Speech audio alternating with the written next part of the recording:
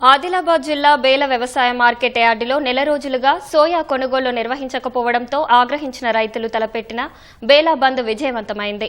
ఉదయం నుంచి మధ్యాహ్నం వరకు రైతులంతా 353 జాతీయ రహదారిపై బైఠాయించడంతో రాకపోకలకు తీవ్ర అంతరాయం ఏర్పడింది. అఖిలపక్షం ఆధ్వర్యంలో చేపట్టిన ఆందోళనకు నాయకత్వం వహించిన భాజపా రాష్ట్ర నాయకురాలు సుహాసిని రెడ్డి అధికారుల తీరుపై తీవ్రస్థాయిలో మండిపడ్డారు. రైతుల నుంచి సోయా కొనుగోలు చేయని అధికారులు వ్యాపారుల నుంచి కొనుగోలు చేస్తున్నారని ఆమె ఆరోపించారు. పోలీసుల జోక్యంతో ఆందోళన విరమించిన రైతులు సోయా కొనుగోలు చేయకపోతే దశలవారీ ఉద్యమం చేపట్టాలని నిర్ణయించారు.